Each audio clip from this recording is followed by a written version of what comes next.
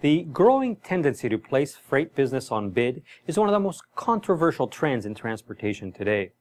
The views on the effectiveness of the freight bid process can be very different, depending on whether you're speaking to shippers or carriers. We recently assembled a panel of leading shippers and carriers at our sold-out Surface Transportation Summit and dug deep into the subject.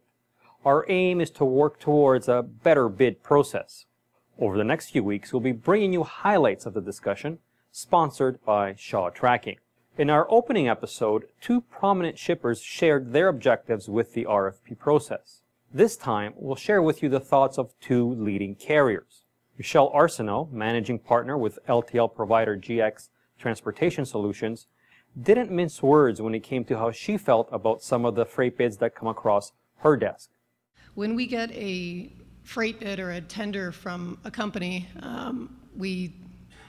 on one hand, I want to say that I'm always happy, we're always happy to have the opportunity to quote on new business. It's part of the sales process, and it means generally that we're one step closer to securing more freight.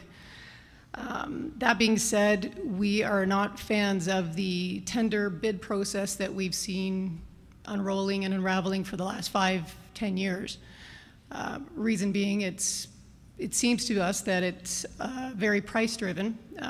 There are shippers out there that are doing it in a proactive way that I think is managed well, but there are a whole lot of other shippers that are out there, and they're making it very difficult for carriers to participate effectively in the process. They're rolling it out to multiple carriers that are not necessarily all qualified to be handling that business. The shippers are looking at the RFQ as, let's send it out to as many carriers as possible. We'll scale it all down to the bottom numbers and then go from there. Where, as a carrier, when we get those quotes in, those massive tenders in, if everything is the way that we want it to see as far as matching a business model, but we're competing with 40, 30, 50 other carriers, and we don't know that customer firsthand. That customer doesn't know us firsthand. We don't have the opportunity to ask questions, which boggles my mind, how a carrier can be expected to submit a quote, but we are not allowed to ask questions. We are very big believers in collaborating as a group and working together.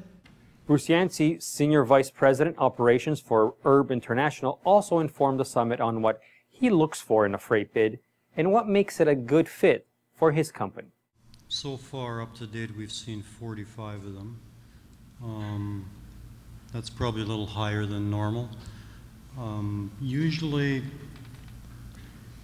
the thing that I look at as a reefer carrier is, the first thing I look at is it a reefer or is it dry freight? Because of course, I have 30 dry vans in my fleet of 1,100 trailers, so we're very small in that part of it. So I always look at reefer opportunities. The thing that I usually look at is, can I fill a void lane, whether it's a triangle to Western Canada or as a round trip back from the US. Those are always the things I look at.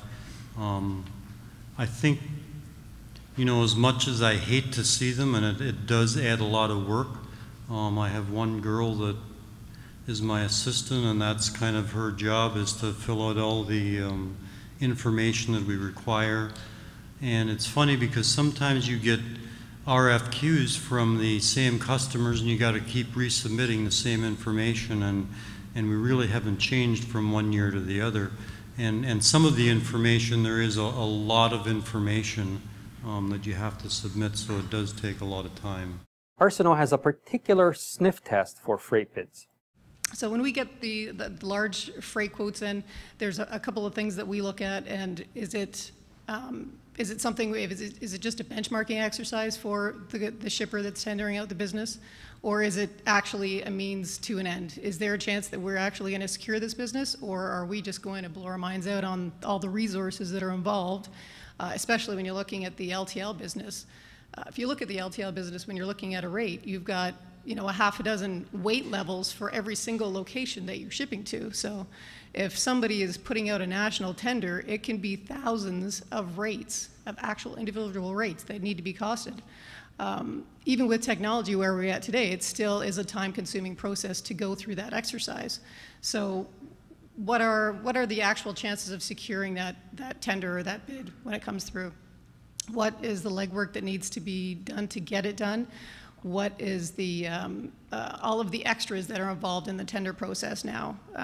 There have been some really interesting ones that have come about in the last couple of years where you have to really, the pricing part of the tendering process itself is hours and hours and hours, but then all the preempt stuff that you need to do is also practically a full-time job in supplying not only the insurance documents, the operating authorities, and all of that stuff, which usually should be done in advance anyways. You should have pre-qualified carriers that are going to be quoting on your business. So I'm not sure why it always includes that in the tender process, but also the extra information that is always required in the tender process. It just makes it that it's such a large, time-consuming process, and it's when you're just throwing it out to a whole slew of carriers and you're generalizing it, it makes it a little less attractive for the carriers to participate. Stay tuned for future episodes as carriers and shippers continue to speak candidly about the RFP process.